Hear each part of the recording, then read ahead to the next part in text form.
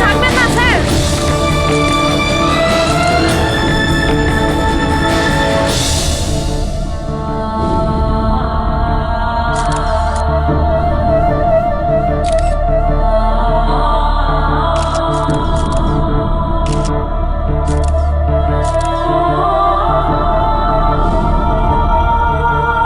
Sir আমাদের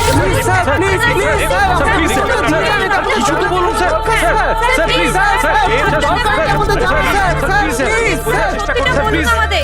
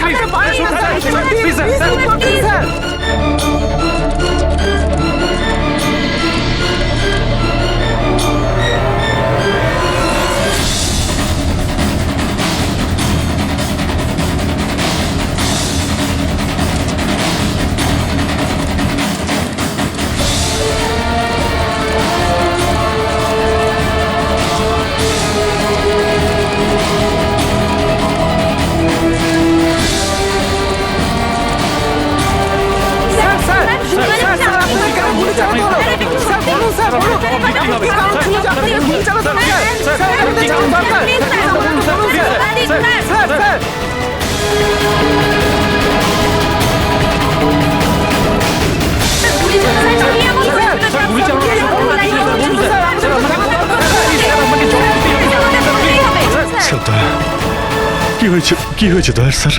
এরা বলছে যে আমি নাকি ওকে গুলি করেছি। ওরা মিথ্যে বলছে, আমি জানি যে দয়া।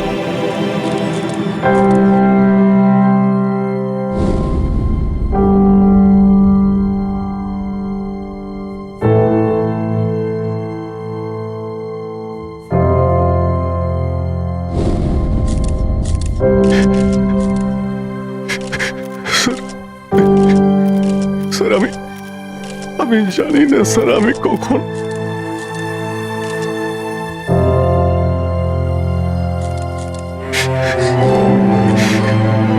দয়া,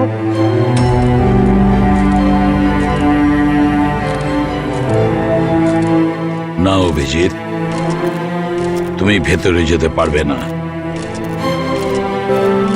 তুমি দয়ার প্রাণ নিয়েছো, তোমাকে আমরা গ্রেপ্তার করছি।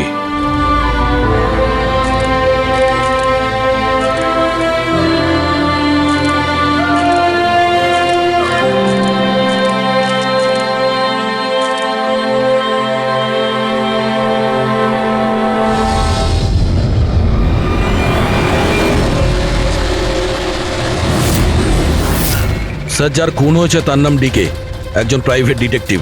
ওর কাজের লোক লাশটা দেখেছে সকালে।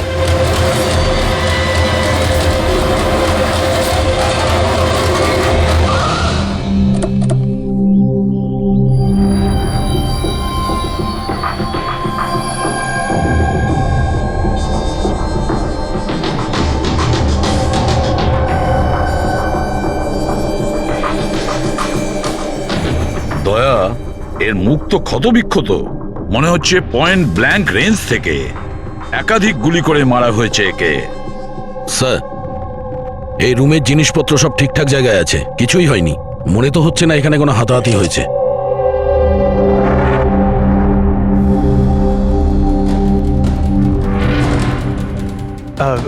স্যার স্যার এই কাভার্ড আর লকার তো খোলা আছে, আর সব জিনিসপত্র নিজের জায়গায় আছে। দেখে তো মনে হচ্ছে যে কেউ এতে হাতই দেয়নি।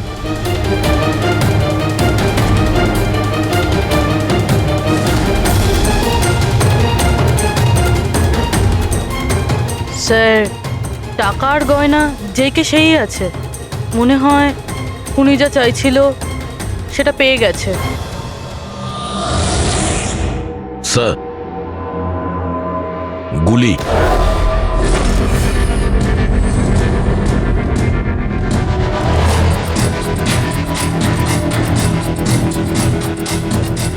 তিনটে গুলি চলেছে দয়া।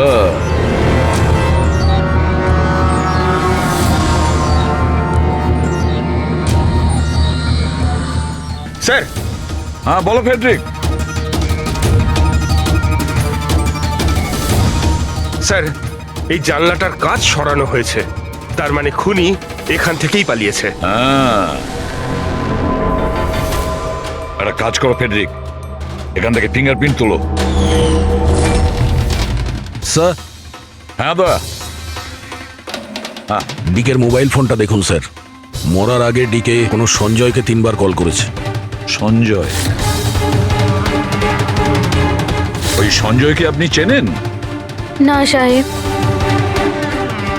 রাত 1টা থেকে 2:30-এর মধ্যে 3 বার।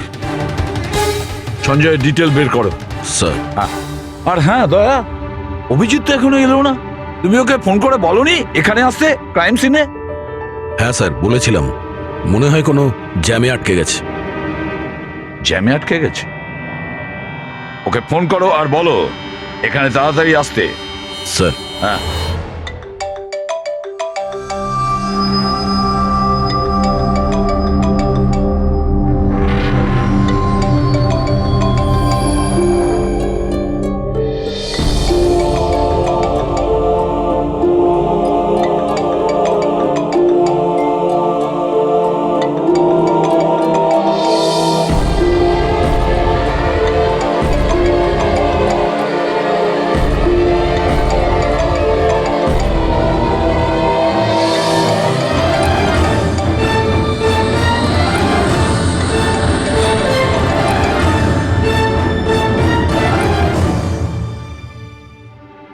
হ্যাঁ দয়া, অভিজিৎ কি বলছে? কোথায় ও? স্যার, মানে ওর শরীর খুব একটা ভালো না স্যার। ও ডাক্তারের কাছে যাবে, তারপর ওখান থেকে সোজা বিউরোতে যাবে। কোনো প্রবলেম আছে? না স্যার, কোনো প্রবলেম নেই। বুঝতে পারছি না, অভিজিৎ দিল্লি থেকে আসার পর কেমন অদ্ভুত আচরণ দেখছি ওর মধ্যে।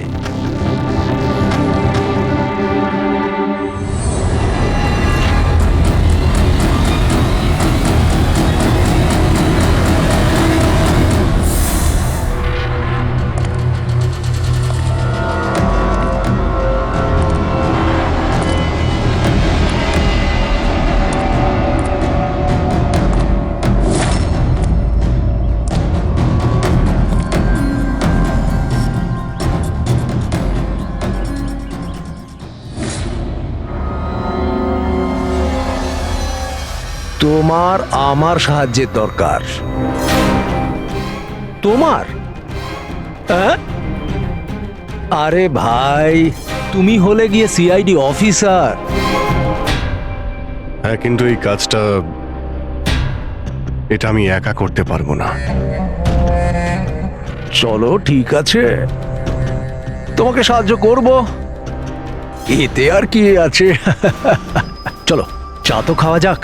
আরে না, ঠিক আছে, আমি আমি ঠিক আছি। আই মিন, দেখ চেতন, এই কাজটা না, এই ব্যাপারে যেন কেউ কিছু না জানে, বিশেষ করে আমার টিম। আরে এটা আবার কি কথা বলছো? আমরা এতদিনের পুরনো বন্ধু, এইটুকু বিশ্বাস করতে পারছো না? হ্যাঁ বলো, কি করতে হবে?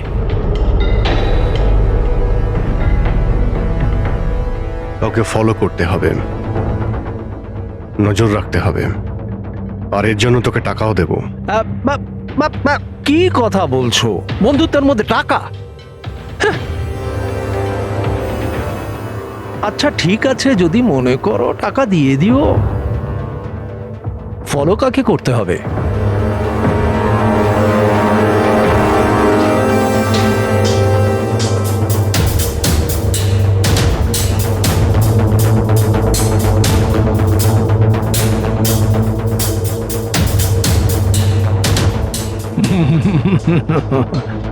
অভিজিৎ, মনে হচ্ছে তুমি ভুল করে ভুল ছবি দিয়ে দিয়েছো। ভুল ছবি আমি দিইনি, একেই তোকে ফলো করতে হবে। এ কোথায় যায়, কি করে, কার সঙ্গে দেখা করে, সবকিছু। রাত 10টা থেকে সকাল 6টা পর্যন্ত। আর প্লিজ কোনো প্রশ্ন করবি না, যা বলেছি তাই করবি, ব্যাস। ওকে ওকে।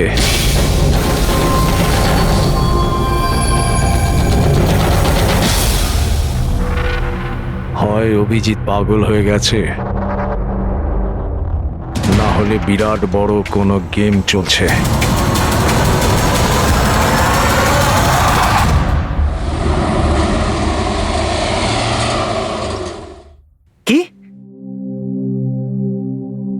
বলছেন? ও খুন হয়ে গেছে?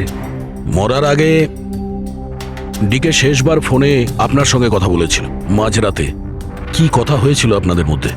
আমার কথাতে একজনের উপরে নজর রাখছিল, কোনো প্রমাণ পেয়েছিল, সেই জন্য আমাকে ফোন করেছিল। হায়ার করেছিলেন কেন? আমার বস মন্দিরা ম্যাডামের জন্য। মন্দিরা? কুমার জুয়েলার্সের ওনার, বিখ্যাত পেজথি সেলিব্রিটি। আশা করি আপনারা ওই দিল্লির কেসটার ব্যাপারে নিশ্চয়ই জানেন বোধহয়। ও হো হো হো হো, মন্দিরা কুমার, মন্দিরা দেবী। ওনার বিরুদ্ধে তো ওনার স্বামী, শ্বশুর, শাশুড়ি আর কেয়ারটেকারকে মারার অভিযোগ আছে, তাই না? ঠিক বলেছেন। কিন্তু সঠিক প্রমাণ না থাকার কারণে কোর্ট মন্দিরা দেবীকে ছেড়ে দেয়। আর তার কিছুদিন বাদেই মন্দিরা দেবীর পার্সোনাল অ্যাসিস্ট্যান্ট ঈশানা আত্মহত্যা করে নেয়।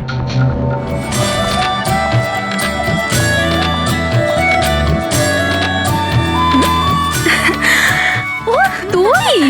হাই, আজও লেট হয়ে গেলি না? তাড়াতাড়ি যা, সঞ্জয় স্যার তোর ওয়েট করছে কখন থেকে। ও গড, সঞ্জয় স্যার তো তাড়াতাড়ি কেন চলে আসলেন? এসেও পড়েছেন আর খুব রেগে আছেন। মাই গড, তুই আমার ব্যাগটা সামলা, আমি এক্ষুনি আসছি।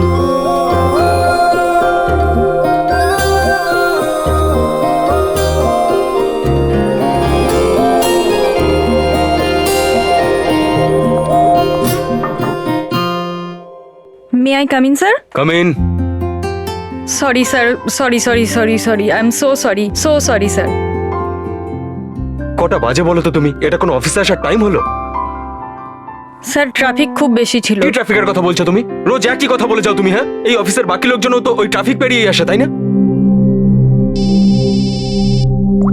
হ্যাঁ বলো কুমার।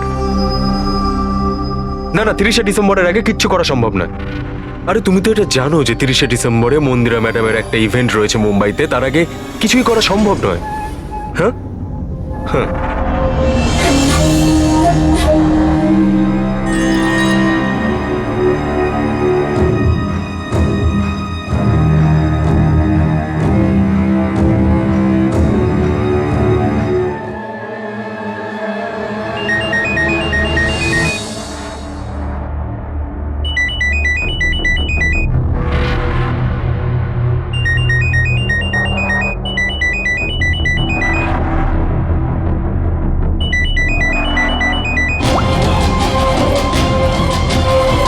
ঠিক আছে। ওকে।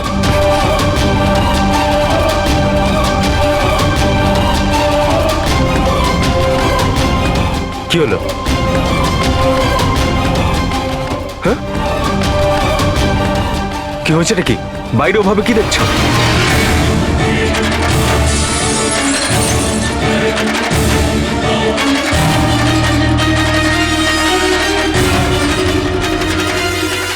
আমারই কেবিনের জানলা দিয়ে ঝাঁপ মেরে আত্মহত্যা করেছিল।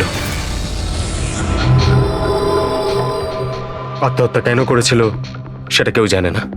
আচ্ছা, মন্দিরা দেবী ডিকে কে কার ওপর কড়া নজর রাখতে বলেছিলেন? ওনার প্রাণ সংশয় রয়েছে। ডিকে সেটাই খোঁজ করার চেষ্টা করছিল। প্রাণের ভয় কার থেকে? আসলে কোর্ট থেকে ছাড়া পাওয়ার পরে কেউ ম্যাডামকে হুমকি দিচ্ছিল। আচ্ছা, শুধু ওই হুমকিটা ফোনেই কি? হ্যাঁ, ফোনের মধ্যেই অচেনা নাম্বার থেকে আর টাইপ করা চিঠি পাঠিয়ে। আসলে ম্যাডাম পুলিশের চক্করে দ্বিতীয়বার পড়তে চাননি, সেই জন্য ডিকে কে হায়ার করেছিলেন উনি।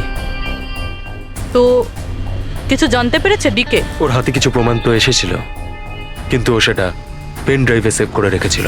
ওই পেন ড্রাইভটাও আমাকে দিতে চেয়েছিল, সেই জন্যই দিল্লি থেকে মুম্বাই এসেছিলাম আমি। কিন্তু ডিকের বাড়িতে ওর লকারটা খোলা ছিল। আচ্ছা, ওই লকার থেকে পেন ড্রাইভটা চুরি হয়ে যায়নি তো? হতে পারে দয়া। ওর বাড়িতে আমরা একটা ল্যাপটপও পেয়েছি স্যার, হয়তো ওর থেকে কিছু জানা যাবে। মন্দিরাটা কি করে করতে পারলো? পুরো অ্যাকাউন্টটাই বন্ধ করে দিল। নিজেকে কি মনে করেন উনি? সবকিছু কি ওনার ইচ্ছা মতো হবে নাকি? এনারা কারা? সিআইডি। আমরা ওই মানে সঞ্জীবের সঙ্গে দেখা করতে এসেছি। আপনারা দুজন কে?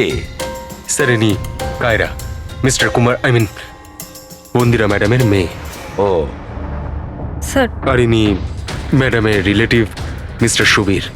আমরা মন্দিরা ম্যাডাম আর ওর ফ্যামিলির সঙ্গে কবে দেখা করতে পারবো? কারণ ওদের প্রাণ রক্ষা করার দায়িত্ব এখন আমাদের ওপর। ইনফ্যাক্ট মন্দিরা ম্যাডাম, কায়রার কাকাতো দাদা শেখর আর ওনার স্ত্রী সবাই আজ রাতেই আসছেন। 30শে ডিসেম্বর কুমার্স জুয়েলার্সের একটা বড় চ্যারিটি ইভেন্ট রয়েছে, তাতে পার্টিসিপেট করার জন্য। তাহলে ঠিক আছে, কালকে সকালেই দেখা হবে।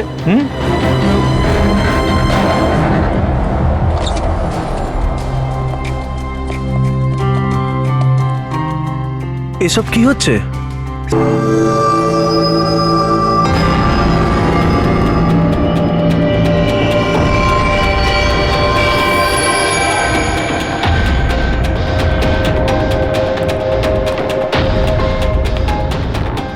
Good morning sir. Good morning. Hello sir, এখন কেমন আছেন আপনি? Murder investigation sir, private detective BK sir, বাড়িতেই মারা গেছে স্যার। এটা পুরো কেস ফাইল স্যার।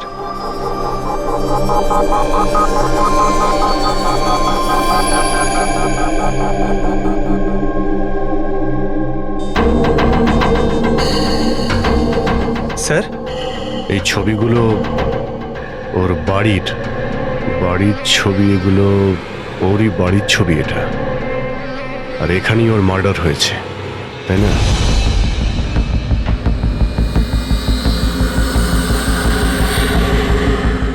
হ্যাঁ, এখানেই ওর মার্ডার হয়েছে। পঙ্কজ, ঘুরিয়ে কেন জিজ্ঞেস করছেন? আমরা এইমাত্র তো সেটাই বললাম। সেটাই তো স্যার, মনে হচ্ছে ওনার শরীর এখনো ঠিক হয়নি, কোনো গন্ডগোল মনে হচ্ছে স্যার।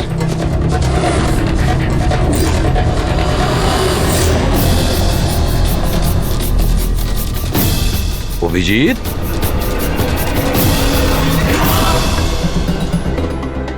Good morning sir. কি কি হয়েছে তোমার? হ্যাঁ, কোন জগতে ছিলে?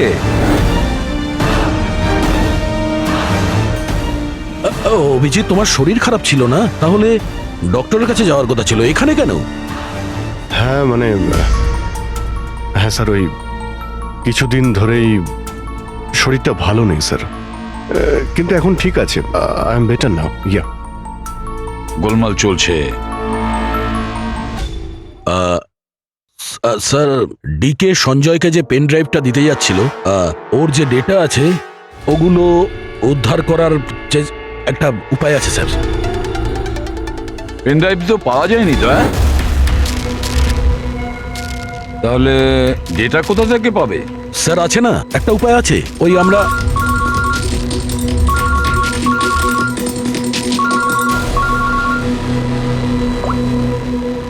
হ্যাঁ, বলো সালুকে। হ্যাঁ,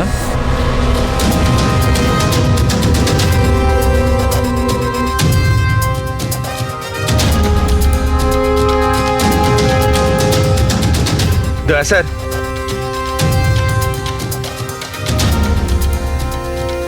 স্যার অভিজিৎ স্যারের শরীর এখনো ঠিক মনে হচ্ছে না। কেন? স্যার, ওনাকে কেসের ব্যাপারে বোঝাচ্ছিলাম, কিন্তু উনি আমাদের কথা শুনছিলেনই না, খুব বেখেয়ালি ছিলেন স্যার। ফ্রেডি স্যার, মন্দিরের ব্যাপারে সব ডিটেলস বের করতে হবে। নিউজ পেপারে, টিভিতে যাই এসেছে সব।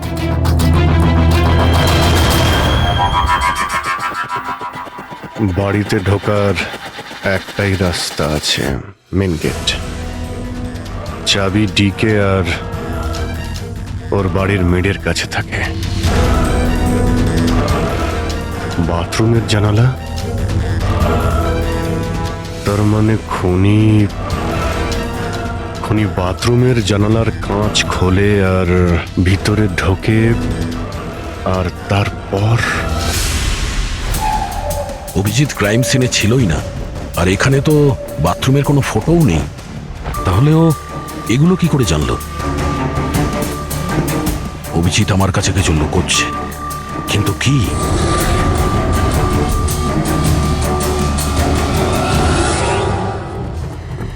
ডিকের কম্পিউটার থেকে যে ডেটাগুলো ডিলিট হয়েছে সেটা ওর অনলাইন অ্যাকাউন্ট থেকে বের করা যেতে পারে।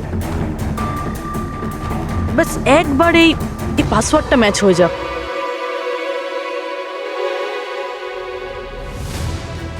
কিছুদিন ধরেই শরীরটা ভালো নেই স্যার, কিন্তু এখন ঠিক আছে, আই এম বেটার না। স্যার ওনাকে কেসের ব্যাপারে বোঝাচ্ছিলাম, কিন্তু উনি আমাদের কথা শুনছিলেনই না, খুব বেখেয়ালি ছিলেন স্যার।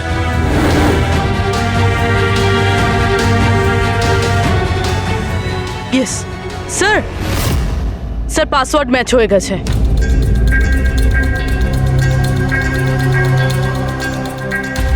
স্যার এতে তো ভিডিও রয়েছে, চেক করি। স্যার এটা তো ডিকের কম্পাউন্ডের ভিতরের ফুটেজ, এর মানে ওখানে সিসিটিভি ক্যামেরা আছে। আছে না, ছিল। আমাদের পৌঁছানোর আগেই কেউ বার করে নিয়েছে। কিন্তু বের কে করেছে? অন্য ভিডিওটা দেখো।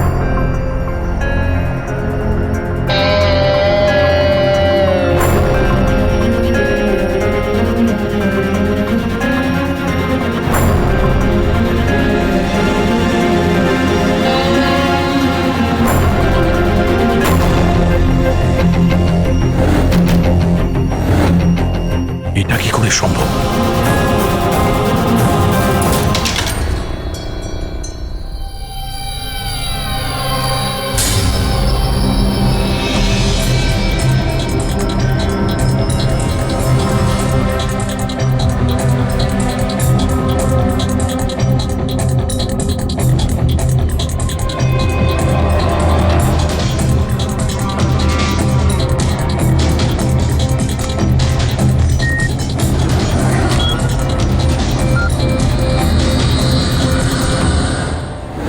ডক্টর সালুকে আপনি খুব ভালো করে ক্রস চেক করেছেন তো? মানে বন্দুক তো আমাদের কাছে নেই, তাই বলছিলাম কোথাও কোনো ভুল? না দয়া, কোনো ভুল নেই। আমি একবার নয় 10 বার ক্রস চেক করেছি। মানছি যে বন্দুকটা আমাদের কাছে নেই, কিন্তু বন্দুকের রেকর্ড তো আমাদের কাছে আছে। সেই গুলিটা যা দিয়ে ডিকে মারা হয়েছে, সেই গুলিটা ওর বন্দুক থেকেই চলেছিল।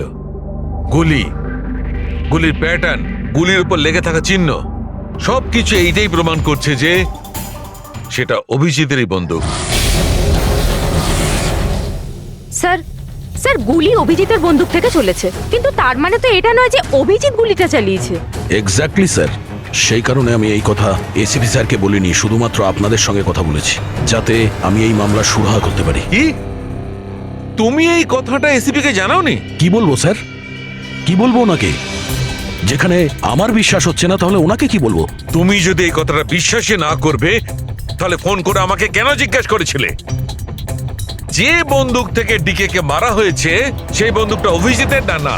কি এমন ছিল যার জন্য তুমি অভিজিৎকে সন্দেহ করেছিলে? কি ছিল ওটা? এই কারণে ডক্টর, যখন আমরা একটু পিছিয়ে দাও।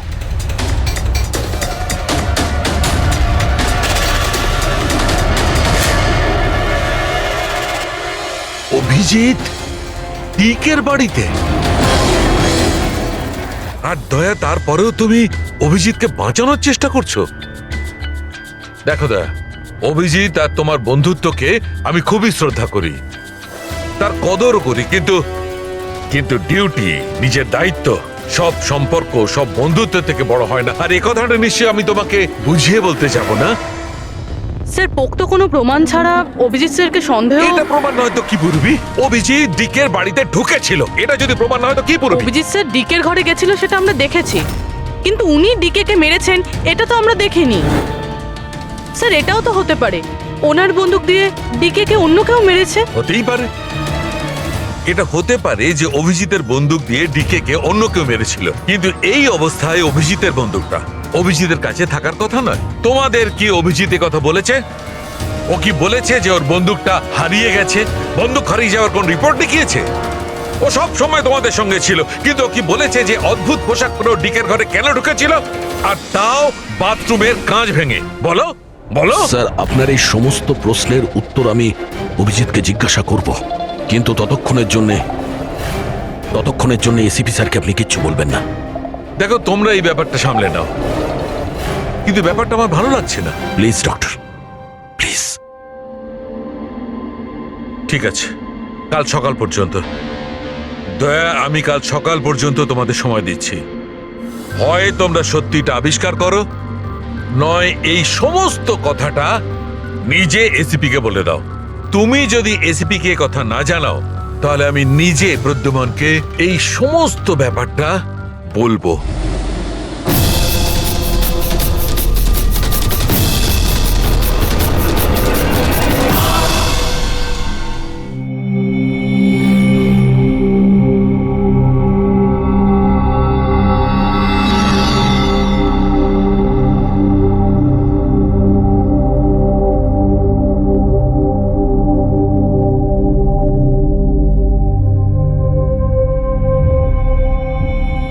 আধ ঘন্টার বেশি হয়ে গেল, 10টা থেকে 10:30 হয়ে গেল, এখনো আসেনি। সারা রাত মনে হয় অপেক্ষা করতে হবে।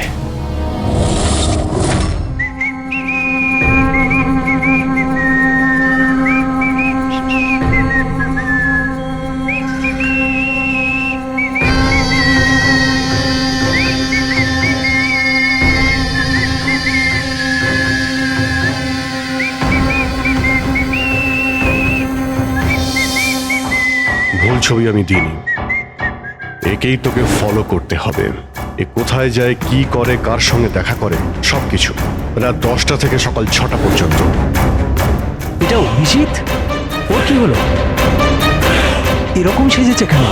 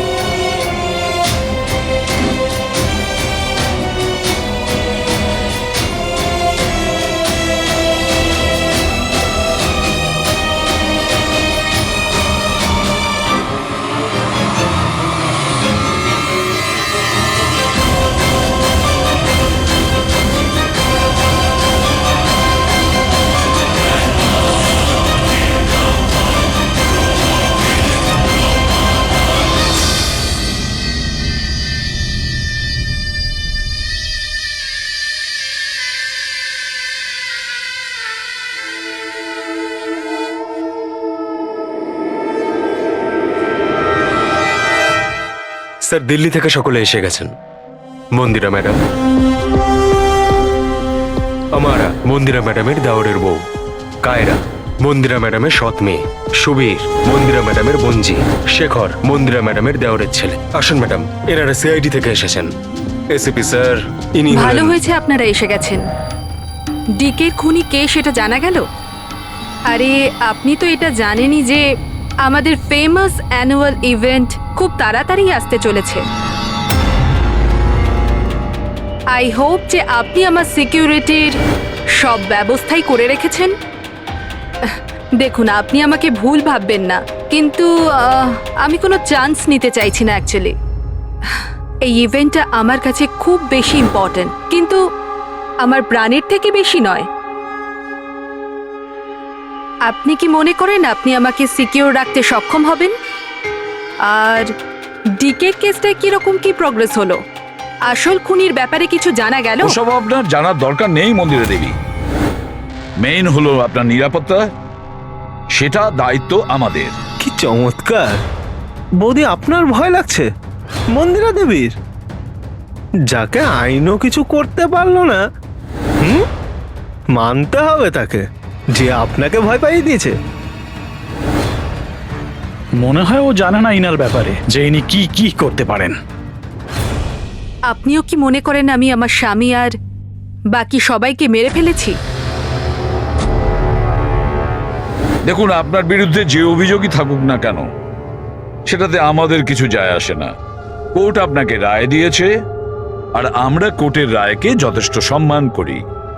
আপনি শুধু এটা বলুন, আপনি কাকে সন্দেহ করেন? কি এমন আছে যে আপনাকে মারতে চায়?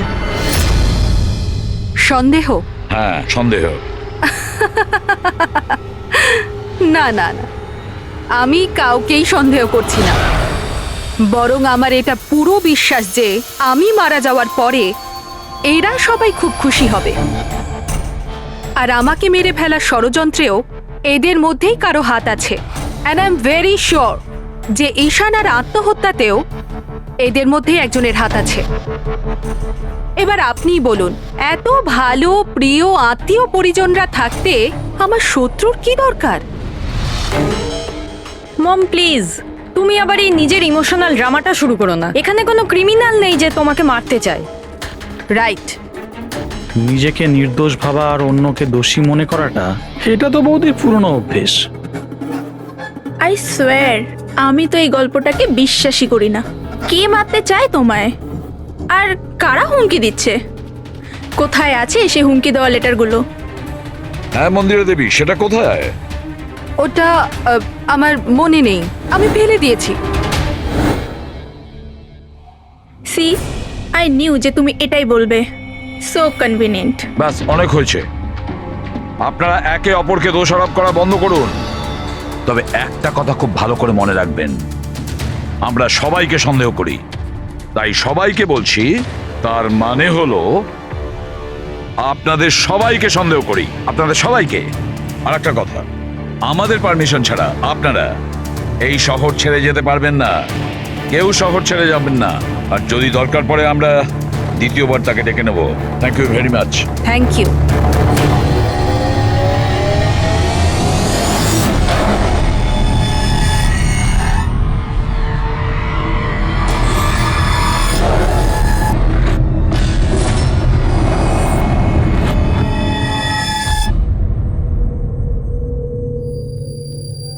এটা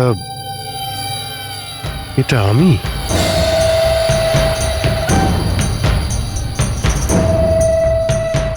এই পোশাক পরে ঘুরছিলাম? এই পোশাক তো রোজ আমার ওয়াশিং মেশিনে ধোয়া হয়।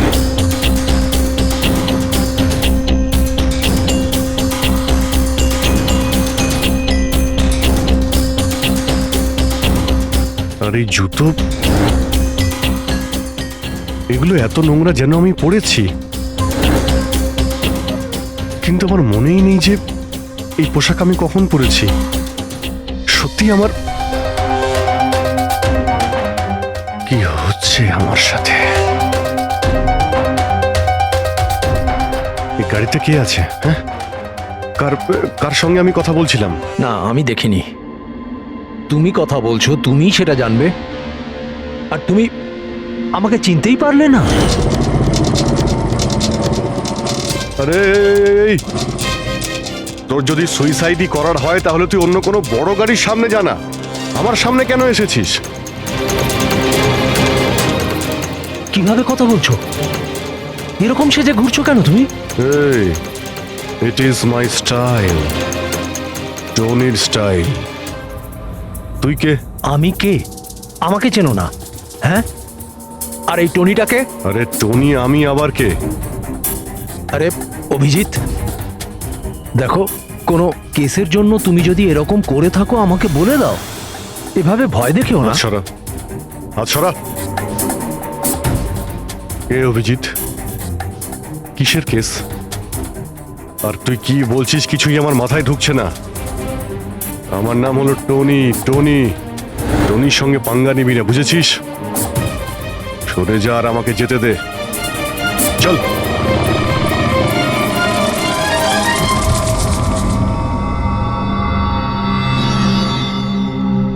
এই অভিজিৎ নিজেকে টনি কেন বলছে? টনি? কে টনি? সত্যি তোমার কিছুই মনে নেই?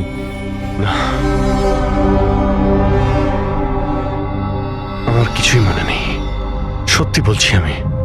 তার মানে তুমি গাড়িতে ওদের সাথে কথা বলছিলে, তারপরে তুমি গেস্ট হাউসের ভেতরে গেলে। Guest house? হ্যাঁ, তার কিছুক্ষণ পরে তুমি বাইরে এলে। আমি গেস্ট হাউসের ভিতরে গেলাম? ভিতরে গিয়ে আমি কি করলাম? হ্যাঁ, তুই দেখেছিস কিছু করেছিলাম আমি? আমি কি করে দেখবো, আমি তো বাইরে ছিলাম না। সব কি হচ্ছে? আমাকে ওখানে যেতে হবে। কোথায়? Guest house?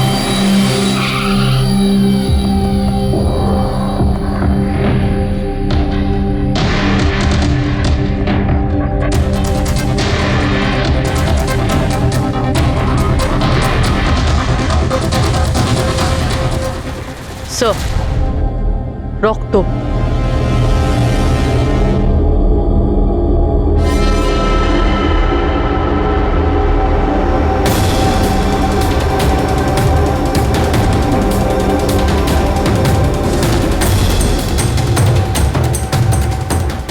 অভিজিৎ,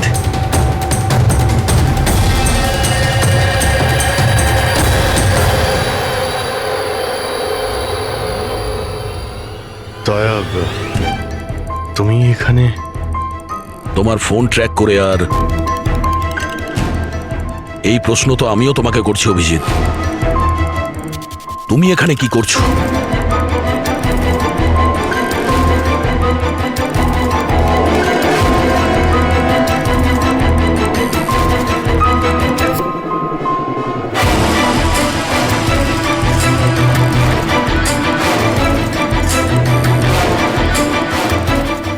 না, এটা আমি আমি আমি বলছি দয়া, এখানে এখানে কি হয়েছিল? অভিজিৎ, এখানে কি হয়েছে ওটা তো আমি দেখছি। তুমি বলো, কে করেছে এটা? হ্যাঁ, তো তুমি এদের দুজনকে মেরেছো? আমি? অভিজিৎ, তোমাকে কিছু জিজ্ঞাসা করলাম। তুমি মেরেছো এদের? স্যার স্যার স্যার, আপনি অভিজিৎ স্যারকে দোষ দিচ্ছেন। আমার দোষ দেওয়ার কোনো ইচ্ছা নেই পুরবী। তুমি নিজে দেখছো না এখানে দুটো লাশ পড়ে আছে, রক্তে ভেসে গেছে। আর সিআইডি অফিসার অভিজিৎ লাশের মধ্যে থেকে এই ব্যাজটা তুলছে, বা এটা বলতে পারো প্রমাণ চুরি করছে। অভিজিৎ, আমি তোমাকে আবার জিজ্ঞাসা করছি, তোমার সাথে অপরাধীদের মতো ব্যবহার করতে আমাকে বাধ্য করো না। কি করবো দয়া, আমি কি বলবো? যদি আমি বলি যে এই কাজটা আমি করিনি, তুমি মানবে? যদি বলি যে আমি জানি না যে আমি করেছি নাকি করিনি, আই নো আমি ভুলভাল বলছি, কিন্তু কিন্তু তোমরা তো আমাকে চেনো। অভিজিৎ, আমার সামনে যে প্রমাণগুলো পড়ে আছে ওগুলো দেখে আমরা কিছু বলতে পারবো না। আমাকে আমার ডিউটি করতে হবে।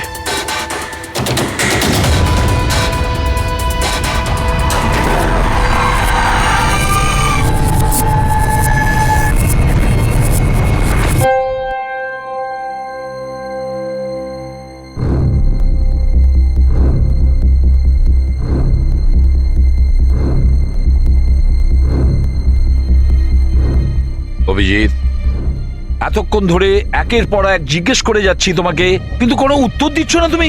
হ্যাঁ, তুমি জানো তোমার ওপর কি অভিযোগ আছে? মাথায় কিছু ঢুকেছে? স্যার, ওই এক মিনিট, ব্যাস। তোমার কাছে এটা আশা করিনি। এত কিছু ঘটে গেল, তুমি আমাকে বলনি কেন? আমাকে বলনি দয়া? সালুকে আমাকে বললো, তা নাহলে তো আমি জানতামই না। তা আমি তাই করেছি যেটা উচিত ছিল। বলো অভিজিৎ, তুমি কি এই খুনটা করেছো? অভিজিৎ, তুমি কি এই খুনটা করেছো? আমি জানি না স্যার। কেন জানো না? তুমি কেন জানো না? হ্যাঁ, ডিকের বাড়িতে তুমি লুকিয়ে লুকিয়ে ঢুকেছিলে, সেটা আমি সিসিটিভিতে দেখেছি। ওই লাশগুলোর পাশে তুমি দাঁড়িয়েছিলে। এই দয়া তোমাকে এখানে ধরে নিয়ে এসেছে। ডিকে আর বডিগার্ডের ওপরে যে গুলিটা চলেছে সেটা তোমার গান থেকে চলেছে, ওই গান থেকে চালানো হয়েছে। আর তুমি বলছো তুমি কিছুই জানো না? আমার চোখের ওপর চোখ রেখে তুমি বলো, বলো তুমি এই খুন করোনি, বলো তুমি এইগুলো কিছুই জানো না। বললাম তুমি জানি না স্যার, আমি কিছুই জানি না স্যার, সরি। কি বলবো আপনাকে, আমি কি বলবো স্যার? যখন আমি বুঝতেই পারছি না যে আমি ডিকের বাড়িতে কেন গিয়েছিলাম, কি করে সমস্ত খুন আমার বন্দুক থেকে হচ্ছে আমি জানি না স্যার। স্যার আমি তো ডিকিকে চিনি না, ওর বডিগার্ডদেরও আমি চিনি না, আমি মন্দিরাকেও চিনি না, আমি তো স্যার নিজেকেও চিনি না। আমি কোথায় যাই, কি করি, কার সঙ্গে দেখা করি, আমি কিছুই জানি না। গত কয়েকদিন ধরে আমার সঙ্গে এইরকমই হচ্ছে স্যার, কিন্তু আমি কিছুই বুঝতে পারছি না। সারাদিন সব ঠিকই থাকে, রাতে বাড়িতে যাই, খেয়ে দিয়ে ঘুমিয়ে পড়ি, আর যখনই সকালে উঠি তখন অদ্ভুত জামা কাপড় পরা দেখি, অদ্ভুত জুতো দেখি যেগুলো আমার নয়। জানি না কি করে আমার বাড়িতে চলে আসে। ড্রেসগুলো ওয়াশিং মেশিনে ধোয়া হয়েছে, জুতোতে মাটি লেগে থাকে, এমনটা মনে হয় যেন আমি ওগুলো ব্যবহার করেছি, কিন্তু আমি বুঝতে পারি না। নিজেকে খুব ক্লান্ত লাগে, এমন মনে হয় যেন আমি সারা রাত জেগেছিলাম, অথচ আমি কি করেছি আমার কিছুই মনে থাকে না। মনে হয় প্রতিদিন আমার 6 থেকে 7 ঘন্টা হারিয়ে যাচ্ছে, যার ব্যাপারে আমি কিছুই জানি না। আপনি বলছেন আমি ডিকের বাড়িতে গিয়েছিলাম, হতে পারে, কিন্তু আমি জানি না। আমি ডিকে আর ওর বডিগার্ডদের মেরেছি কিনা আমি জানি না। আমি মন্দিরাকে মারার চেষ্টা করেছি সেটাও আমি জানি না। আমি কি করেছি, কেন করেছি, আমি কি করতে চলেছি, আমি কিছুই জানি না স্যার, আমি কিছুই জানি না।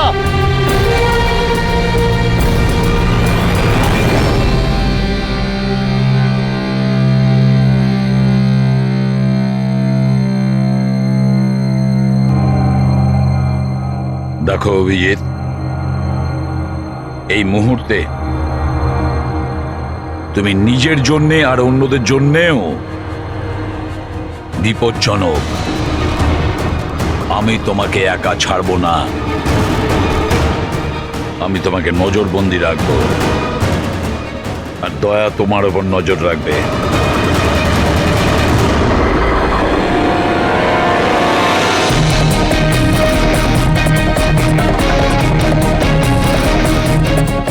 দয়া, স্যার, একটা কথা ভালো করে মনে রাখবে, তুমি নিজের বন্ধুর ওপর নয়, বরং একজন অপরাধী খুনির ওপর নজর রাখবে, এমন একজন লোক যে মানসিক ভারসাম্য হারিয়েছে।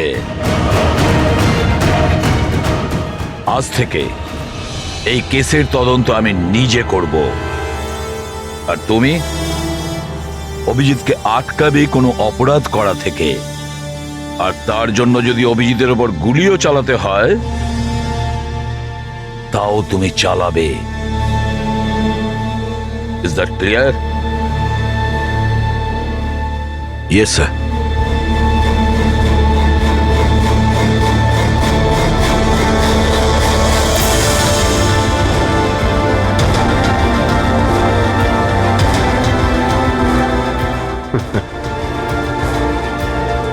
হাত করা পড়িয়ে দাও ভাই। শুনলে তো, মানসিক অবস্থা ঠিক নেই আমার, কখন কি করে বসি কিছুই জানি না। আটকাও আমায়, আমার হাতে আরো একটা অপরাধ হওয়ার আগে। আটকাও আমায় ভাই। আপনাদের অফিসার, আপনাদের সিনিয়র সিআইডি অফিসার আমারই প্রাণের পিছনে পড়ে রয়েছে, আর উনি তাদেরকেও মেরে ফেলেছেন যারা আমার সিকিউরিটিতে ছিল। আর আপনি নিশ্চিন্ত হয়ে বলছেন ভয় পাওয়ার কোনো কারণ নেই। ও আপনারই চোখের সামনে সবাইকে মেরে ফেলছে, তার সত্ত্বেও আপনি বলে যাচ্ছেন যে ভয় পাওয়ার কোনো কারণ নেই। আশ্চর্য! আপনি শুধু এটা বলুন, আমি আপনাদেরকে আর কি করে বিশ্বাস করব? আজ আপনাদের একজন অফিসার সিরিয়াল কিলার বেরিয়েছে, কাল আবার অন্য কেউ বেরিয়ে ব্যাস আসবে। মন্দিরা দেবী, অনেক হয়েছে। অনেক কথা বলে ফেলেছেন। আমাদের ইন্সপেক্টর অভিজিৎ একজন সৎ এবং সাহসী অফিসার। নিজের দেশকে রক্ষা করার জন্য, সাধারণ মানুষের রক্ষা করার জন্য নিজের প্রাণও দিতে পারে। সে কোনোদিন খুনি হতে পারে না। হ্যাঁ, ওর বিরুদ্ধে অভিযোগ আছে, তিনটে খুনের অভিযোগ আছে। আপাতত এটা প্রমাণিত হয়েছে যে অভিজিৎ নিজের মানসিক ভারসাম্য হারিয়েছে। ও কি করছে ওর মনেই থাকে না, কার সঙ্গে দেখা করছে, কি বলছে, আর যখন নর্মাল হয়ে যায় কিছুই মনে থাকে না। তার মানে এই নয় যে ও একজন খুনি। আমি জোর দিয়ে বলতে পারি যে আপনার জীবন বিপন্ন, আর তাও আপনার এই আত্মীয় স্বজনদের কারণে। এক্সকিউজ মি, সব প্রমাণ আপনাদের অফিসারের বিরুদ্ধে পাওয়া গেছে, আর সন্দেহ আপনারা আমাদেরকে করছেন। হ্যাঁ, আমি সবাইকে সন্দেহ করছি। উনি তো আপনারই অফিসার, আপনি তো ওকেই বাঁচাবেন। এই 3টে খুনই কিন্তু ইন্সপেক্টর অভিজিতের গান থেকে চলা গুলিতেই হয়েছে। আর আপনি বলতে চাইছেন যে এই কাজটা আমাদের মধ্যে কেউ করে থাকতে পারে? আরে আমাদের কাছে আপনার ওই অফিসারের গানটা কোথা থেকে আসবে? শেখর বাবু, খুব তাড়াতাড়ি আমরা খোঁজ নিয়ে নেব যে ইন্সপেক্টর অভিজিতের গান আপনার কাছে কিভাবে গেল।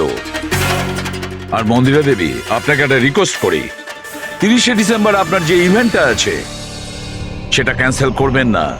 এই একটাই সুযোগ আছে খুনিকে ধরার জন্য, কারণ খুনি ওই ইভেন্টে নিশ্চয়ই আসবে।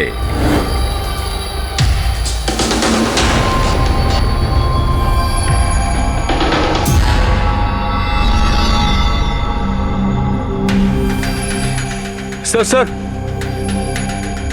হ্যাঁ সঞ্জয়, কি হচ্ছে? স্যার, আপনি অভিজিৎ স্যারের ব্যাপারে কিছু বলছিলেন যে ওনার ভিতরে অন্য একজনের প্রতিফলন ঘটে, স্মৃতিশক্তি ওনার, মানে উনি আগের দিন রাতের কথা মনে করতে পারেন না। হ্যাঁ, তো ঠিক এরকমই, এক্স্যাক্টলি এরকমই অন্য আরেকজনের সাথেও হয়েছিল।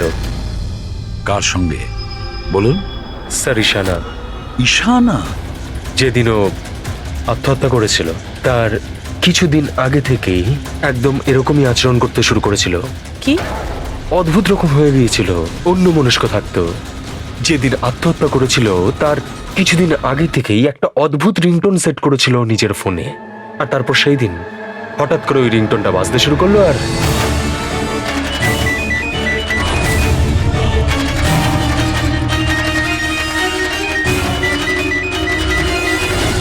স্যার, ওকে দেখে মনে হচ্ছিল ও যেন নিজের মধ্যেই নেই। স্যার, অভিজিৎ স্যারও তো দিল্লি থেকে ফেরার পর এইভাবেই বিহেভ করছে। হ্যাঁ, ঈশানা, অভিজিৎ, দিল্লি, এই তিনটের কোনো না কোনো কানেকশন আছে। নিশ্চয়ই কোনো গোলমাল আছে, কিছু না কিছু আছে।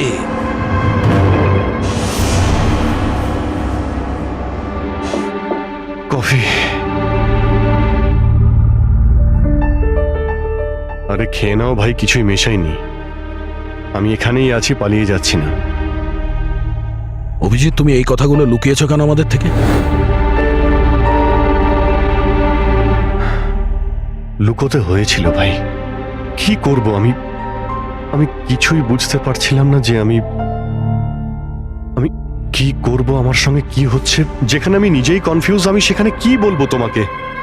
সেই জন্য, আর কোনো ব্যাপার নয়। আমার ওপর ভরসা ছিল না নাকি? আমাকে যোগ্য ভাবনি যে আমি তোমার কোনো সাহায্য করতে পারি? কি ভাই, এসব কি বলছো তুমি? ব্যাপারটা এরকম নয়। তাহলে বলনি কেন? আমার তো মনে হচ্ছে আমি তোমাকে চিনি না। এই মুহূর্তে আমি যার সঙ্গে বসে কথা বলছি সে অভিজিৎ নাকি অন্য কেউ?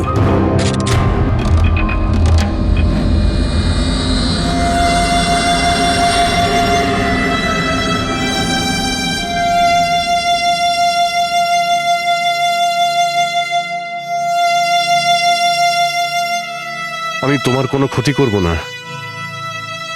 অভিজিৎ হই বা টনি, স্বপ্নেও তোমার কোনো ক্ষতি করব না। বন্দুক দেখানোর দরকার নেই। বিষয়টা তা নয় যে তুমি আমার কোনো ক্ষতি করবে। বিষয় এটা যে আমি এখানে শুধুমাত্র আমার ডিউটি করছি, আর আমি কোনো চান্স নিতে চাই না। আমি তো তোমাকে হয়তো চিনি না।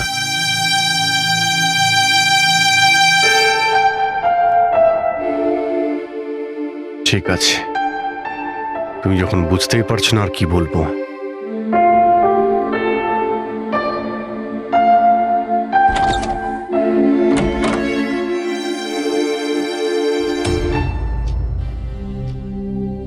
ডক্টর মহেশ, আমি আপনাকে পুরো ব্যাপারটা জানিয়েছি। এবার আপনি বলুন আপনার কি মনে হচ্ছে। দেখুন, এক্ষুনি আপনারা যেটা বললেন যে এই অভিজিৎ আর ঈশানার ব্যাপারে, এটার থেকে তো একটা ব্যাপার একদম পরিষ্কার যে দুজনের কন্ডিশনই একদম সমান।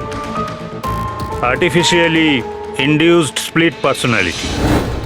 এটাকে যদি সোজা ভাষায় আপনাদের বোঝাই তাহলে এই কন্ডিশনে পেশেন্টের মস্তিষ্কে তার এই নিজের ব্যক্তিত্ব ছাড়াও অন্য আরও একটা ব্যক্তিত্ব প্ল্যান্ট করা হয়, যেটা কোনো বিশেষ কারো আদেশ বা নির্দেশ অনুযায়ী চলাচল করে।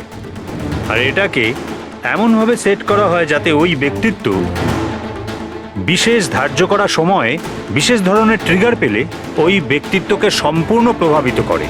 আর যতক্ষণ এই প্রভাব চলতে থাকে সে পুরনো ব্যক্তিত্বের বিষয়ে না তো কিছু জানতে পারে আর না তার সেই পুরনো ব্যক্তিত্ব সম্বন্ধে কিছু স্মরণে থাকে। এটা হলো মানুষের মস্তিষ্ক। এই মস্তিষ্কের দুটো ভাগ রয়েছে। সচেতন মস্তিষ্ক মানে কনসাস স্টেট অফ মাইন্ড, যার মধ্যে আমরা এখন আছি। অচেতন মস্তিষ্ক মানে semi conscious state of mind, মানে যখন আমরা ঘুমিয়ে থাকি তখন সক্রিয় হয়। আর কখনো কখনো জেগে থাকার সময়ও কোনো নেশার বা কোনো ওষুধের প্রভাবেও আমাদের অচেতন মস্তিষ্ক সক্রিয় হয়ে ওঠে। সচেত আর অচেত দুটো অবস্থাতেই মস্তিষ্ক ভিন্ন ভিন্ন কাজ করে, কিন্তু এই অবস্থাতে দুটো মস্তিষ্কই যা চিন্তা করে, কোনো কথা বা কোনো স্মৃতি সব সেভ করে নেয়। সচেত মস্তিষ্কের মধ্যে সেভ করা কথাবার্তা আমাদের অনেক বছর ধরে মনে থাকে, কিন্তু অচেত মস্তিষ্কে সেভ করা কথাবার্তা আমাদের মনেই থাকে না। ডক্টর মহেশ, এটা একটা হিপনোটাইজের মতো সম্মোহন, যাতে মানুষের মস্তিষ্ককে পুরো কন্ট্রোল করে যা কিছু করানো যায় রোবটের মতো, আর পরে কোনো বিশেষ আওয়াজ করে ওই সম্মোহনটাকে ভেঙে দেওয়া যায়, মানুষের কিছুই মনে থাকে না। না না না ডক্টর সালুকে, সম্মোহন একদম আলাদা প্রক্রিয়া। সম্মোহন অবস্থায় আপনি মানুষকে ততক্ষণই কন্ট্রোল করতে পারেন যতক্ষণ সে সম্মোহিত আছে। সম্মোহিত অবস্থা থেকে একবার বেরিয়ে আসার পর তাকে আবার সম্মোহিত করতে হয়। এখানে ব্যাপারটাই পুরো আলাদা। এখানে মানুষের মস্তিষ্কে একটা ঘটনা যা আদৌ ঘটেইনি, একটা ব্যক্তি যার কোনো অস্তিত্বই নেই, তাকে ওই মানুষের মস্তিষ্কের ভিতরেই প্ল্যান্ট করা হয়। তার মস্তিষ্কে এই কথাটাই ফিট করা হয়। আচ্ছা, তার মানে এত কিছু অভিজিতের সঙ্গেও ঘটেছে। কোনোভাবে অভিজিৎ ওই ট্রিগারগুলো পেয়ে যায়, যার কারণে টনি জেগে যায়। Exactly sir. রাতে অভিজিৎ ঘুমিয়ে পড়ার পর নিশ্চয়ই কোনো না কোনো আওয়াজ শুনতে পায়, যেটা ওই টনির জন্য একটা ট্রিগারও হতে পারে। হয়তো ওই আওয়াজটা শুনেই টনি জেগে যায়, কিন্তু অভিজিৎ সেখানেই ঘুমিয়ে থাকে। টনি জেগে যায় যে টনি আসলে খুনি, একজন বদমাশ, একজন অপরাধী। আর অভিজিৎ যাদেরকে চেনে ও তাদের কাউকেই চেনে না। যদি এটাই হয়তো অভিজিতের ভেতরে টনিকে কোনোভাবে কমেন্ট দেওয়া হয়েছে মন্দিরাকে মেরে ফেলার জন্য, তাহলে 30শে ডিসেম্বর ইভেন্টে টনি এর পরিণাম দেখতে চায়। মন্দিরাকে মেরে ফেলার চেষ্টা করবে 2 দিন পরেই।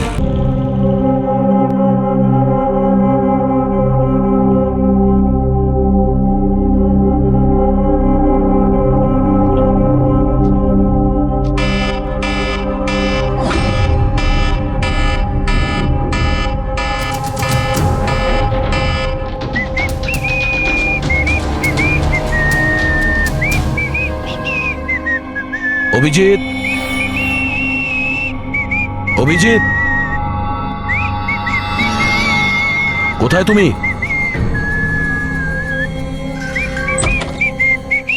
অভিজিৎ, অভিজিৎ, ওই শুনতে পাচ্ছ না?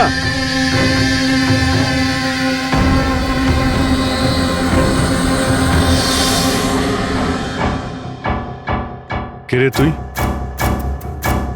তুই আমার বাড়িতে কি করছিস? অভিজিৎ, টনি, তুমি এখান থেকে পালাতে পারবে না। তুমি এখানে নজরবন্দি আছো, এই ঘরের ভেতরেই থাকতে হবে, বুঝেছো?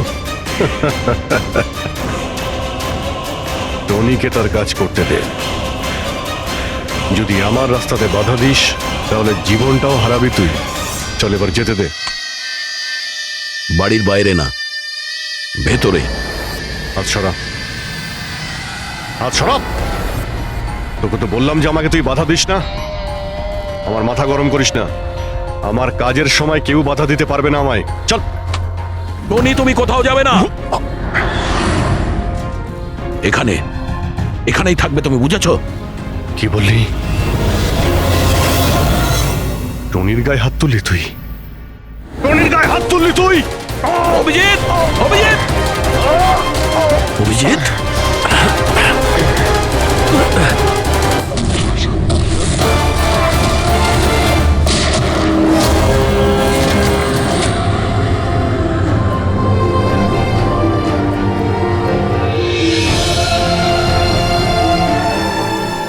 স্যার দয়া, কি হয়েছে? কি হয়েছে দয়ার স্যার? এরা বলছে যে আমি নাকি ওকে। দয়া। না অভিজিৎ, তুমি ভেতরে যেতে পারবে না। তুমি দয়ার প্রাণ নিয়েছো, তোমাকে আমরা গ্রেপ্তার করছি।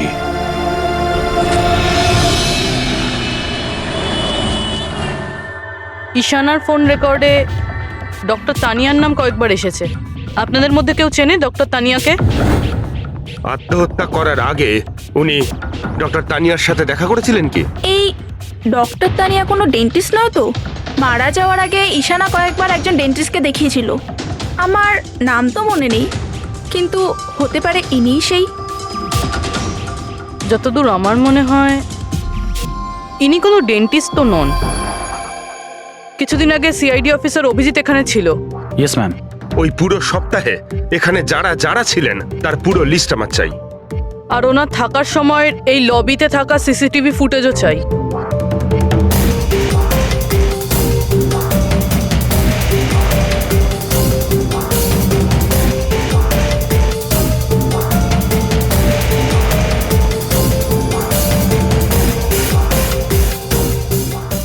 এক মিনিট পজ করুন।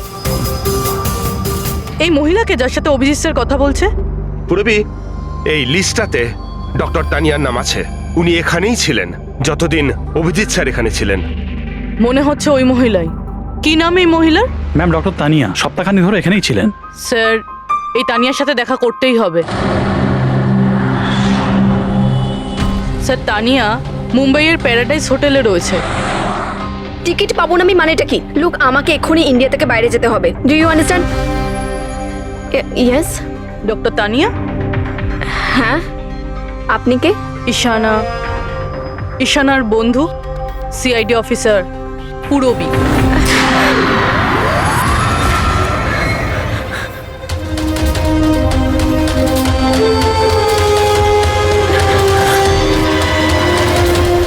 পালানো অত সহজ নয়।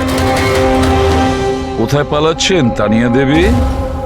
কি কি চানটা কি আপনারা? অভিজিতের সঙ্গে কি করেছেন আপনি?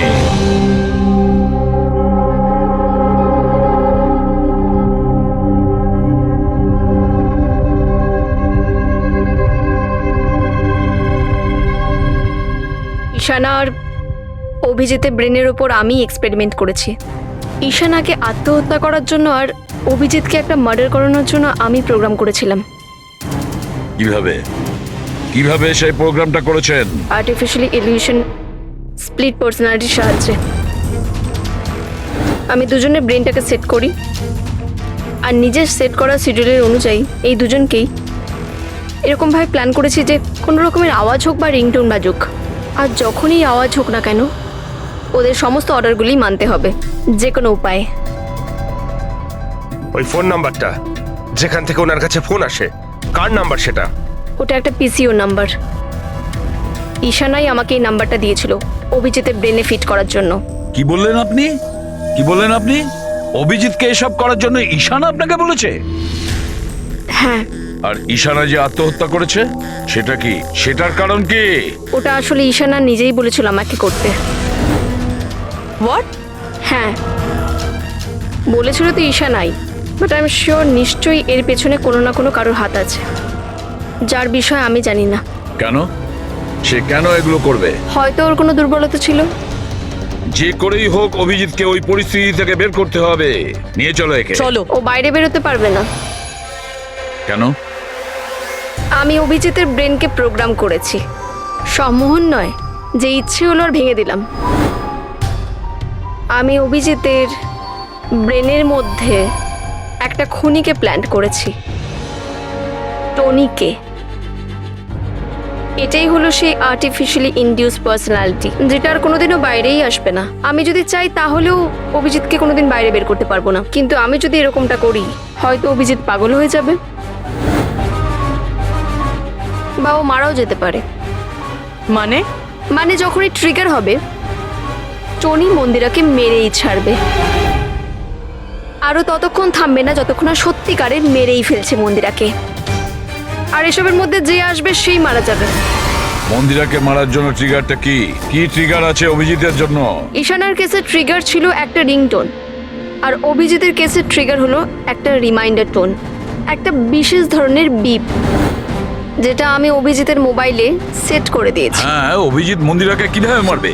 কি প্রোগ্রাম সেট করেছো তুমি বলো? ততক্ষণ মন্দিরাকে ছুরি দিয়ে স্ট্যাপ করতে থাকবে যতক্ষণ না ও মন্দিরের অনেক রক্ত দেখে ফেলছে। কটা নাগাদ প্রোগ্রাম সেট করা হয়েছে? 10টা নাগাদ। মাই গড, 2 ঘন্টা বাকি আছে। গ্রেপ্তার করো একে।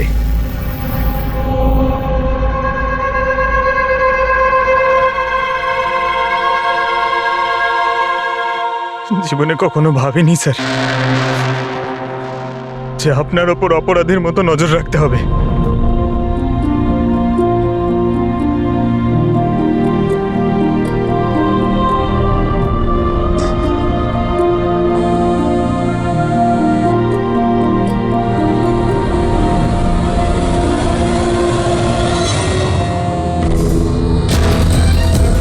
পঙ্কজ, ড্যাম ইট, ফোনটা ধরো।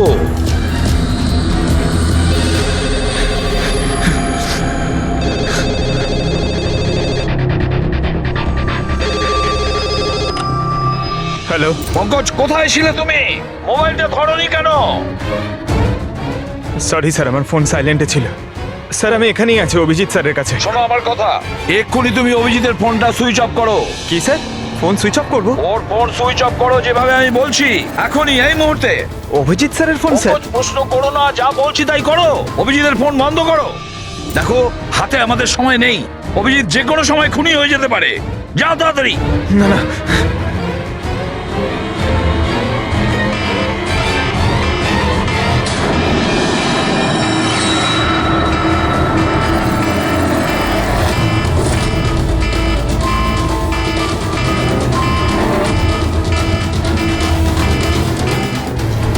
ভিজে গেল, কি করি?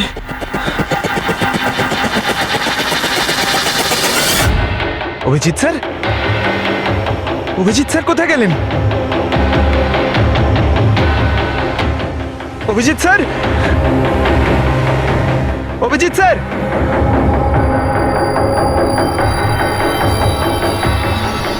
স্যার! তুই আমাকে আটকে রাখবি? হ্যাঁ, আমাকে আটকে রাখবি তুই? টনিকে? হ্যাঁ, টনি আর টনির কাজের মাঝে যে আসবে তাকে মরতে হবে, মরতে হবে তাকে।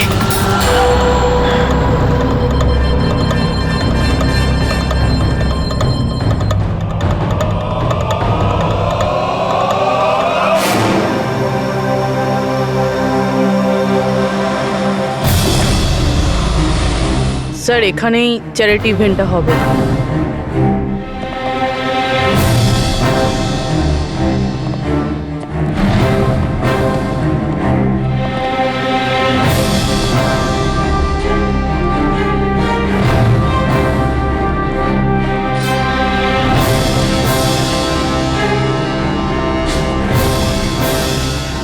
আপনারা এখানেই দাঁড়ান প্লিজ।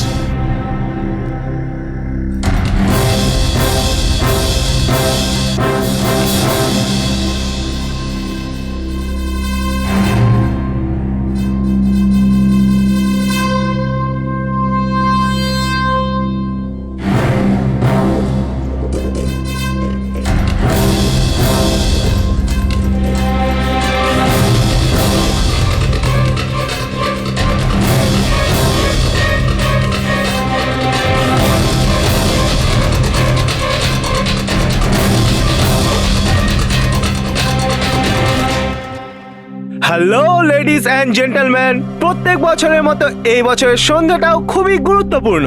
কারণ হলো মন্দিরা জুয়েলার্স অ্যানুয়াল চ্যারিটি ইভেন্টের জমা করা সম্পূর্ণ টাকাটা দিল্লি ও মুম্বাইয়ের বিভিন্ন অনাথ আশ্রম আর বৃদ্ধাশ্রমগুলিতে দেওয়া হবে।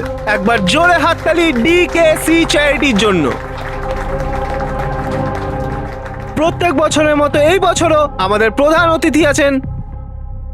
তিনি আর কেউ না, তিনি হলেন মিসেস খান্না। তাহলে আসুন বন্ধুরা, একটা জোরে হাততালি দিয়ে স্বাগত জানাই মিসেস খান্নাকে। Mrs Khanna,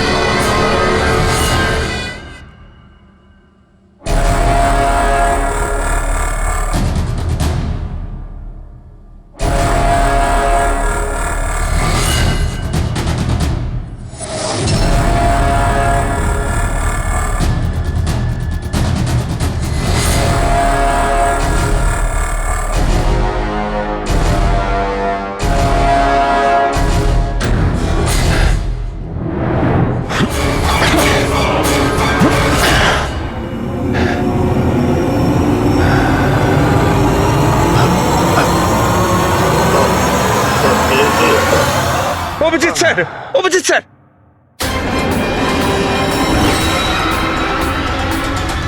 sir, sir, lights on. Sir, sir, Abhijit ঠিক আছে? স্যার, স্যার, ওকে তাড়াতাড়ি নিয়ে চলো, তাড়াতাড়ি এসো।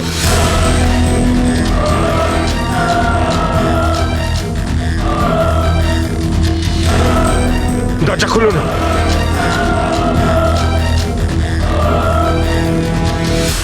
মন্দিরা দেবী, টনি তার মিশন কমপ্লিট করেছে, মন্দিরা দেবীকে মারার। আর আমাদেরকে ভরসা করার জন্য আপনাকে অসংখ্য ধন্যবাদ। আপনারা সবাই আমাকে এখানে আনলেন কেন? আমার তো এখন স্টেজে থাকা উচিত। ম্যাডাম, আমাদের একটা প্ল্যান আছে। প্ল্যান? রবি,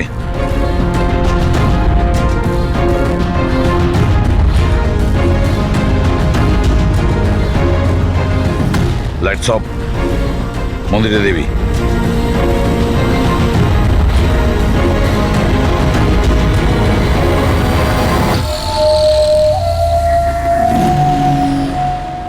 আর আপনার প্রশংসা না করে পারছি না। Thank you. মম, তুমি ঠিক আছো তো? এসব কি? আপনারা আমাদের গ্রিন রুমে লক করে কি করতে চাইছিলেনটা কি? আসল খুনি তো অন্য কেউ, তাই না? স্যার, আপনি সবকিছু মায়ের জীবনের ঝুঁকি নিয়ে করেছেন। যদি সত্যিই মায়ের কোনো ক্ষতি হয়ে যেত তাহলে? এতে তো সত্যি ভীষণ বড় রিস্ক ছিল স্যার, বাট আই হোপ এবার বিপদ কেটে গেছে। বিপদ এখনো কাটেনি, কারণ এই খেলার আসল মাস্টারমাইন্ড এখনো ধরা পড়েনি। গল্প এখনো অনেক বাকি আছে।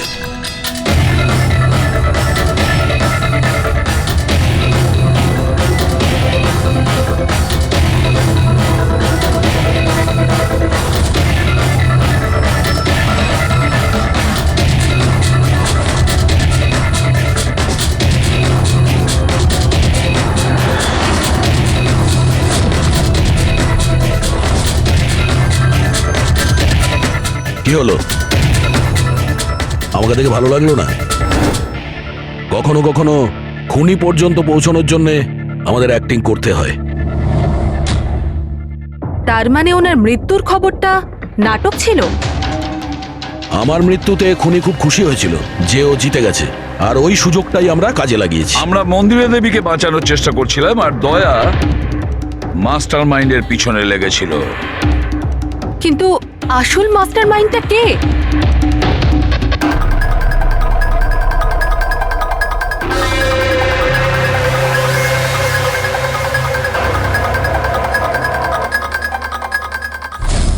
এই!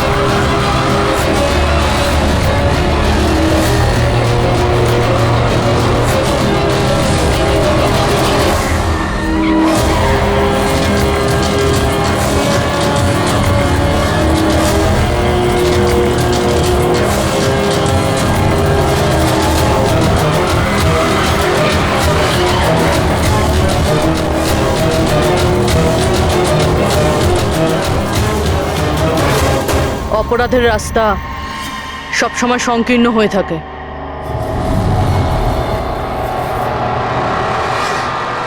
তুমি এটাই ভাবছো যে আমরা কি করে জানলাম যে তুমি খুন করেছো? আমরা তো এটা জানতাম যে এই মাস্টারমাইন্ড মন্দিরা দেবীর নিজেরই কোনো লোক। তাই আমার মৃত্যুর পরে আমি সব থেকে আগে এটা খোঁজ নিয়েছি যে আপনাদের মধ্যে কে সে যে অভিজিৎকে চিনতো বা দেখা করেছেন। তারপরে আমার মনে এলো যে ক্রাইম ব্রাঞ্চের সেমিনারের জন্য অভিজিৎ দিল্লি গিয়েছিল। ওই সেমিনারে আসা লোকেদের লিস্ট যখন আমি দেখলাম তখন জানলাম যে কায়রাও গিয়েছিল। ক্রিমিনাল সাইকোলজির স্টুডেন্ট কায়রা। আর তানিয়াকে জিজ্ঞাসাবাদ করার পরে আমরা জানতে পারলাম যে ঈশানাই এই সমস্ত কাজ করতে বলেছে। ওই সময় ঈশানার মা সরকারি হাসপাতালে অ্যাডমিট ছিলেন, আর তার কিছুক্ষণের মধ্যেই ঈশানার মাকে বেসরকারি হাসপাতালে যেখানে অ্যাডমিট করা হয়েছিল সেখানকার পুরো খরচ মিস কায়রা করেছিল। আর সবচেয়ে বড় ক্লু ওই পিসিও, যেখান থেকে অভিজিৎ স্যারের কাছে অর্ডার আসতো, দয়া স্যার সেখানে নজর রেখেছিল, আর সেখানেও তোমাকে দেখা গিয়েছিল। Okay fine, I give up. মেনে নিচ্ছি যে আপনারা খুবই স্মার্ট, কিন্তু স্যার এই কথাটা তো আপনিও মানবেন তাই না, যে আমিও অনেক স্মার্ট? হ্যাঁ, স্মার্ট তো তুমি বটেই। ক্রিমিনাল সাইকোলজির একজন ব্রিলিয়ান্ট স্টুডেন্ট যে সৎমায়ের থেকে নিজের পুরো পরিবারের খুনের বদলা নিতে চেয়েছিল। লোকেদের মস্তিষ্ক নিয়ে খেলা করা আর তাদের নিজের চক্রব্যূহে ফাঁসানো, এটাই এনার বিশেষত্ব। তাই আমি ভাবলাম যে এনাকে এনারই পদ্ধতিতে মেরে দিলে কেমন হয়। সেই কারণেই আমি ঈশানার সাথে দেখা করি, আর তারপর ডক্টর তানিয়ার সাহায্য নিই।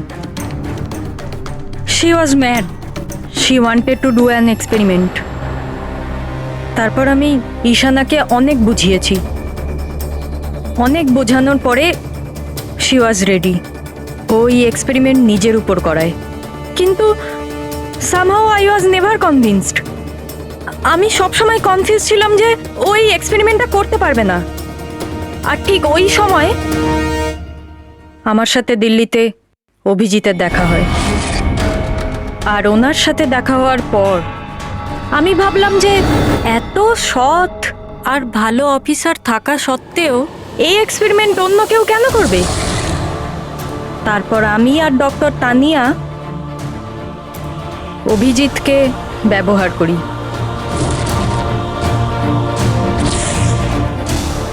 আর আমার এক্সপেরিমেন্ট ওর ওপরে করি। আর ঈশানা আমাদের কোনো কাজে ছিল না, তাই ওকে আমাদের রাস্তা থেকে সরিয়ে ফেলি। ডিকে আর ওই দুজন বডিগার্ড ওরা তোমার কি ক্ষতি করেছিল? ওদেরকে কেন মেরেছো? এটা এই কারণে করেছি যাতে সমস্ত দোষ অভিজিতের উপর চলে আসে। আর অভিজিতের গান থেকে বুলেট নেওয়ার জন্যে টনি ছিল তোর মাথার মধ্যে। হি ওয়াজ দেয়ার। তুমি এতটা নিচে নামতে পারো কায়রা, আমি কখনো ভাবতেও পারিনি। এবার জানতে পেরে গেছো তো? তুমি আমার মা বাবার সাথে, আমার ফ্যামিলির সাথে যেটা করেছো না, তোমার বেঁচে থাকার কোনো অধিকার নেই। আমি এইসব এই কারণেই করেছি যাতে আমি প্রুভ করতে পারি যে পৃথিবীর যে কোনো মানুষের মস্তিষ্কের সাথে খেলা যেতেই পারে, তা সে যত বড়ই সিআইডি অফিসার হোক। কায়রা, তুমি প্রতিশোধের আগুনে একজন সাহসী অফিসারের প্রাণ নিয়ে খেলেছো। আর তাছাড়াও 4 জন নিরীহ লোকের প্রাণ নিয়েছো। ডিকে, ঈশানা আর মন্দিরা দেবীর 2 জন বডিগার্ডকে। ভীষণ অন্যায় করেছো তুমি। আইন তোমাকে কোনোদিন ক্ষমা করবে না। তোমার তো ফাঁসি হবে, ফাঁসি। স্যার, আপনি প্লিজ এসব মনে করবেন না। একটা বাজে স্বপ্ন ভেবে ভুলে যান। বাজে? ভয়ানক।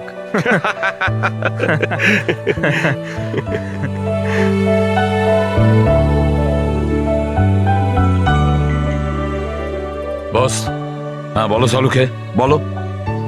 কেস তো সলভ হলো। হ্যাঁ, কেস তো সলভ হলো, কিন্তু কিন্তু কি? বস, অভিজিতের মস্তিষ্কে যে টনিকে প্ল্যান্ট করা হয়েছিল, সেই উদ্দেশ্যটা সফল হয়েছে। তারপরে এখন আর কেউ ট্রিগার ধরবে না, ওর কানের সামনে কেউ গান করবে না, যার কারণে অভিজিৎ টনি হয়ে যেত। হ্যাঁ হ্যাঁ, কিন্তু বস, কিন্তু কি? বস, কথাটা এই, টনি অভিজিতের মস্তিষ্ক থেকে কখনো যাবে না। কি? টনি অভিজিতের পার্সোনালিটির অংশ হয়ে গেছে বস। কেউ জানে না যে কবে, কখন, কোথায় সামনে এসে যাবে।